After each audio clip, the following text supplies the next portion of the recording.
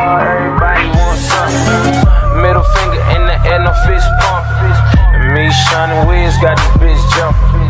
Assalamualaikum warahmatullahi wabarakatuh. Yang kami hormati Ibu Siva Nur Rahma, Eskom Mkom, selaku dosen mata kuliah Audit SI dan teman-teman sekalian. Kami akan mempresentasikan proyek akhir kami yang berjudul Audit Sistem Informasi Klinik menggunakan framework COVID-5, domain EDM, dan MA. Adapun anggota kelompok yang pertama saya sendiri. A2 Safina dengan NIM 1921189, Marsha Putrija dengan NIM 1921133, Tresia Prilianti dengan NIM 192111093.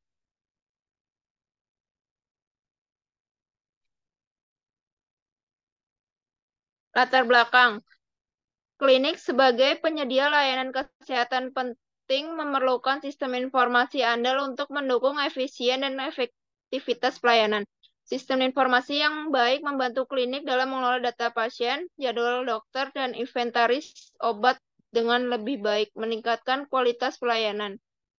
Namun, klinik sering menghadapi tantangan dan pengelolaan sistem informasi seperti risiko keamanan data dan kurangnya kepatuhan terhadap regulasi. Audit sistem informasi penting untuk mengevaluasi efektivitas dan keamanan sistem. Framework COVID-5 membantu perusahaan dalam mengelola aset TI untuk mencapai tujuan dan termaksud dalam konteks klinik. Menggunakan COVID-5, klinik dapat mengevaluasi dan memperbaiki sistem informasi mereka, memaksimalkan hasil teknologi informasi, meminimal risiko, dan meningkatkan efisien sumber daya. Audit sistem informasi dengan framework ini membantu klinik meningkatkan efisien operasional dan kepatuhan terhadap regulasi. Penelitian ini akan membahas pentingnya audit sistem informasi klinik dengan COVID-5.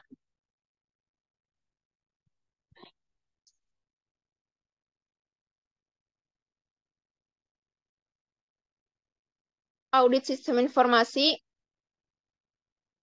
merupakan suatu pengevaluasian untuk mengetahui bagaimana tingkat kesesuaian antara aplikasi sistem informasi dengan prosedur yang telah ditetapkan dan mengetahui apakah suatu sistem informasi telah didesain dan diimplementasikan secara efektif dan efisien dan ekonomis, memiliki mekanisme pengamanan aset yang memadai, serta menjamin integrasi data yang memadai.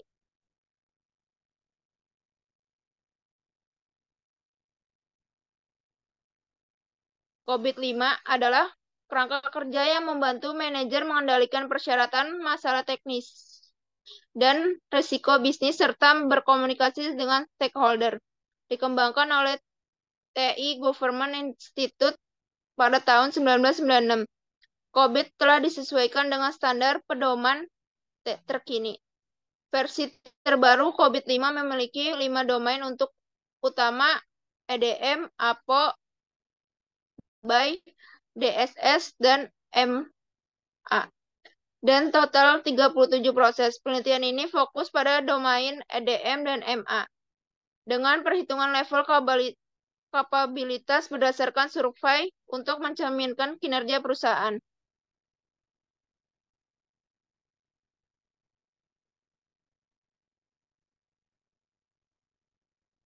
Domain EDM dan MA. Domain EDM merupakan proses tata kelola yang berhubungan dengan tujuan tata kelola pemangku kepentingan pengiriman nilai, optimalisasi risiko, dan optimalisasi sumber daya, dan mencakup praktik dan aktivitas yang ditunjukkan untuk mengevaluasi opsi tragis, memberikan arahan kepada TI untuk memantau hasilnya. Domain MA merupakan proses tata kelola yang memantau semua proses untuk memastikan bahwa arahan yang diberikan diikuti. Semua proses TI perlu dinilai secara teratur dari waktu ke waktu untuk kualitas dan kepatuhan terhadap persyaratan kontrol. Domain ini membahas manajemen kinerja, pemantauan pengendalian internal, kepatuhan terhadap peraturan, dan tata kelola. Selanjutnya,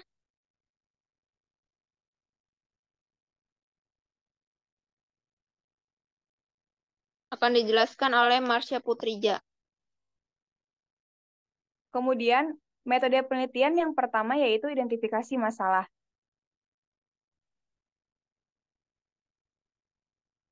Untuk identifikasi masalah, ada 3 masalah yang diidentifikasi. Yang pertama, kurangnya keamanan data yang dapat meningkatkan risiko kebocoran informasi pasien atau serangan siber yang dapat menyebabkan kerugian finansial dan merusak reputasi klinik. Kedua, kurangnya efisiensi operasional sistem informasi dapat menghambat kinerja klinik secara keseluruhan, seperti dalam pengolahan jadwal dokter, inventaris obat, atau proses administrasi lainnya. Yang ketiga, kurangnya pengelolaan risiko yang menyebabkan klinik tidak memiliki proses yang baik dalam mengidentifikasi, menilai, dan mengelola risiko terkait sistem informasi mereka, sehingga meningkatkan potensi masalah di masa depan. Selanjutnya, ada pengumpulan data. Pada penelitian ini dilakukan pengumpulan data dengan menggunakan metode survei berupa kuesioner, di mana kuesioner disebarkan kepada 15 staf klinik melalui platform Google Form. Pengumpulan data tersebut dikumpulkan berdasarkan skala Likert yang dimana indeks 5 yaitu dengan skala sangat setuju, kemudian indeks 4 dengan skala setuju, indeks 3 dengan skala netral, indeks 2 dengan skala tidak setuju, dan indeks 1 dengan skala Likert sangat tidak setuju. Kemudian yang kedua ada perhitungan nilai kematangan maturity atau maturity index. Nilai kematangan atau maturity level didapatkan dari perhitungan masing-masing jawaban oleh responden dikalikan dengan bobot setiap jawaban yang telah ditetapkan dan dibagi dengan total pertanyaan. Berikut adalah skala peratingan yaitu notasi N merupakan not achieved yang dimana ketercapaiannya yaitu 0 sampai 15%. Kemudian notasi P yaitu partial achieved yang dimana ketercapaiannya 15 sampai 50%. Kemudian notasi L merupakan largely achieved yang dimana ketercapaiannya 50 sampai 85%. Yang terakhir ada notasi F yang merupakan fully achieved di mana ketercapaiannya yaitu 85 sampai 100%. Kemudian ada deskripsi tingkat maturity model. Yang pertama itu ada level 0, incomplete process. Keterangannya itu proses TI tidak diimplementasikan atau gagal mencapai tujuannya. Kemudian, level 1 yaitu performance process. Keterangannya itu proses TI telah diimplementasikan dan mencapai tujuannya. Pada level 2 yaitu manage process, merupakan proses TI telah dikelola dengan baik dan menghasilkan produk yang terkendali dan terpelihara. Pada level 3 yaitu established process, merupakan proses TI telah terdefinisi dengan baik dan terstandarisasi. Pada level 4 merupakan predictable process, merupakan proses TI telah dilakukan secara konsisten dengan batas-batas yang terdefinisi. Kemudian pada level 5 yaitu optimizing process, merupakan proses TI ditingkatkan secara berkelanjutan yang berguna untuk memenuhi tujuan bisnis saat ini dan di masa depan. Selanjutnya akan dijelaskan oleh Tesi. Metode penelitian selanjutnya adalah proses audit. Yang pertama, ada metode audit pada sistem informasi klinik memakai framework COBIT versi 5 domain EDM dan MEA. Yang kedua, analisis hasil dilakukan dengan menganalisa hasil pengolahan data yang kemudian menetapkan capability level pada tiap-tiap subdomain searah pada framework COBIT 5. Kemudian, selanjutnya ada hasil dan pembahasan.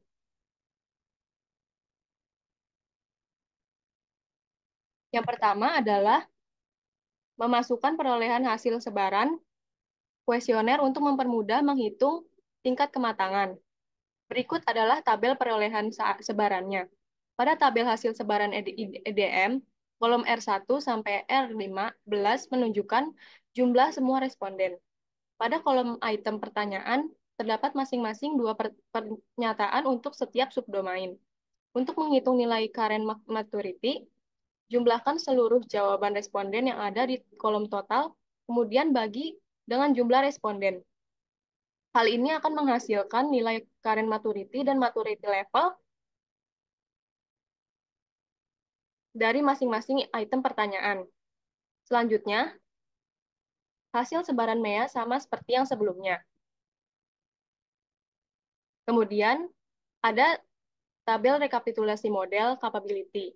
Kita lakukan perhitungan rata-rata proses dari masing-masing proses dengan contoh pada tabel. Pada EDM 01, terdapat 2 item pertanyaan. Jumlah current maturity dari item pertanyaan EDM 01 adalah 8,33. Jumlah tersebut kemudian dibagi dengan jumlah item pertanyaan yaitu 2, sehingga hasilnya adalah 4,17. Untuk menghitung analisis nilai kematangan dengan model capability process, domain IDM dengan jumlah domain sebanyak 5 dilakukan dengan menjumlahkan hasil rata-rata proses dengan totalnya adalah 21,37. Kemudian hasil ini dibagi dengan 5 sehingga diperoleh nilai tingkat capability yang telah dicapai oleh SI klinik sebesar 4,27. Hasil ini masuk ke dalam kategori 4, yaitu predictable process. Selanjutnya, MEA sama seperti yang sebelumnya.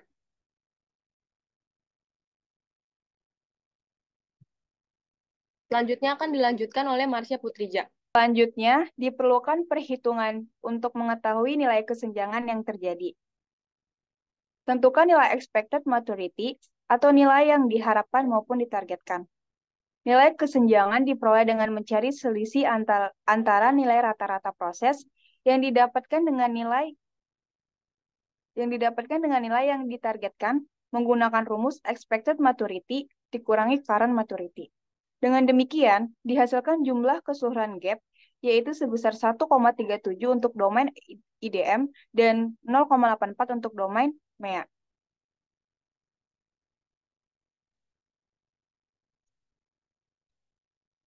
Berikut adalah gambaran dari grafik hasil analisis kesenjangan atau gap yang menampilkan nilai current maturity dan expected maturity pada kedua domain yang kita gunakan.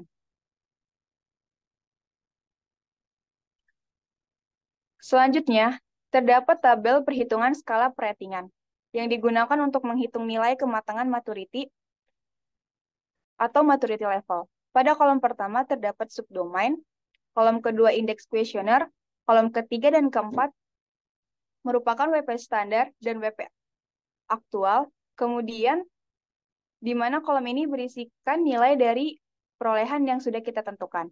Pada kolom terakhir, terdapat maturity index, yaitu nilai dari perhitungan WP aktual dibagi WP standar, kemudian dikalikan dengan indeks kuesioner. Sebagai contoh, pada EDM 01 yang memiliki WP aktual 80, kemudian dibagi dengan WP standar yaitu 6, dan dikalikan nilai indeks kuesioner yaitu 4,17. Maka dihasilkan nilai maturity index yaitu 0,56. Setelah menghitung untuk semua subdomain, total maturity index yang dihasilkan adalah 2,67. Setelah itu kita menentukan maturity level dengan membagi total maturity index dengan jumlah subdomain. Hasilnya adalah 53%. Nilai tersebut untuk domain IDM hasilnya itu 53%. Nilai tersebut masuk ke dalam kategori large achieve. Untuk perhitungan domain MEA sama seperti perhitungan pada domain IDM. Selanjutnya kita akan menjawab pertanyaan dari question box yang telah kita sebarkan melalui platform Instagram. Di sini ada 3 pertanyaan. Pertanyaan yang pertama yaitu, kenapa penting untuk membandingkan nilai current dan expected maturity? Sini saya akan menjawab pertanyaan pertama. Membandingkan nilai kematangan saat ini dengan yang diharapkan penting untuk melihat seberapa jauh kondisi sekarang dari target kita. Ini membantu kita melihat bagian yang perlu diperbaiki dan membuat rencana yang tepat agar pengelolaan IT di klinik lebih efisien. Untuk pertanyaan selanjutnya akan dijawab oleh Tracy. Kemudian saya akan menjawab pertanyaan yang kedua, apa pengaruh hasil perhitungan tingkat kematangan saat ini terhadap pengelolaan IT di klinik?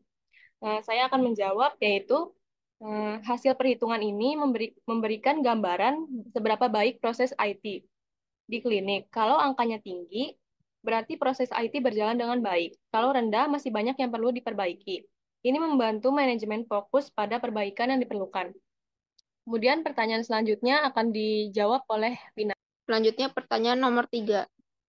Gimana cara agar hasil relikability bisa digunakan untuk meningkatkan proses TI di klinik?